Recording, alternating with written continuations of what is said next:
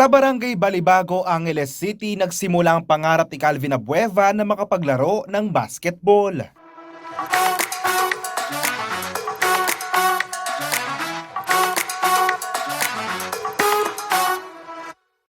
In my time na talagang hindi ko expect na makakapaglaro, makakawak ng bola na dahil man maski piso wala ako. Nanay ko is a balut vendor. Is hard to me na makakakuha ng ganun bola. Siyempre yung mga experience na yun is malaking bagay sa akin as dumating ako sa punto na nag-high school ako, college.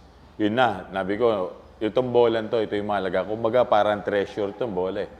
Ito yung bit-bit mo sa pangarap mo para makarating ka dun sa yung punto na gusto mo. Dahil sa kanyang determinasyon at tangking galing sa hardcourt, kinuha siya ng San Sebastian College Recoletos upang maglaro sa National Collegiate Athletic Association o NCAA taong 2009. Hinirang siya Most Valuable Player sa 87th season ng NCAA at noong 2012 ay naging second overall pick siya sa PBA draft. Ang tagumpay daw ni The Beast ay produkto ng mga karanasan niya bilang isang Kapampangan. Number one, yung mga liga natin dito, yun yung isa rin na dahilan bakit ako nakilala.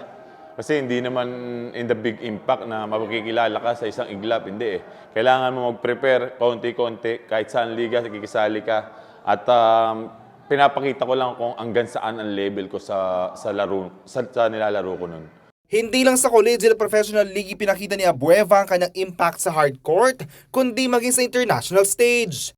Taong 2015, nang suotin niya ang kulay ng ating watawat sa FIBA Asia Championship.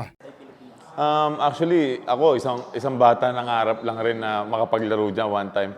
And yun, nabigay ko naman, nakuha ko naman yung gusto nilang makita sa akin at yun, nasali ako. And that time, at ilang years din ako nakapaglaro ng FIBA, isang experience din na dala-dala mo yung pangalan ng Pilipinas.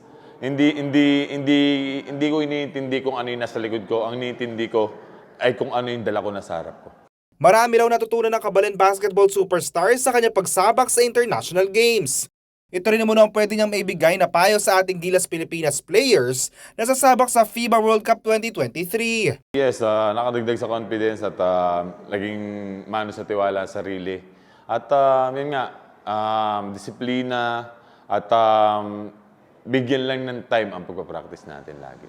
Ayon pa kay The Beast, malaki ang magagawa ng suporta mula sa crowd, kaya naman inaanyayahan niya ang ating mga kabalen na manood ng FIBA Basketball World Cup 2023. At suportahan natin ang ating pambansang Gilas Pilipinas at manood po tayo ng live at kita-kits po tayo.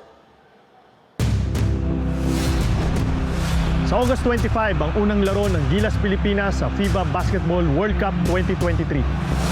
You will see not just world-class games, but also a once-in-a-lifetime show. We have the chance to break the World Cup attendance record. Join me, Sarah Geronimo, The Don, and Ben and Ben. 8-25-23. Let's make history. Buy your tickets now. Samantala, nakatakdang maganap ang Team Gilas Pilipinas at bansang Dominican Republic sa opening day sa Philippine Arena this August 25.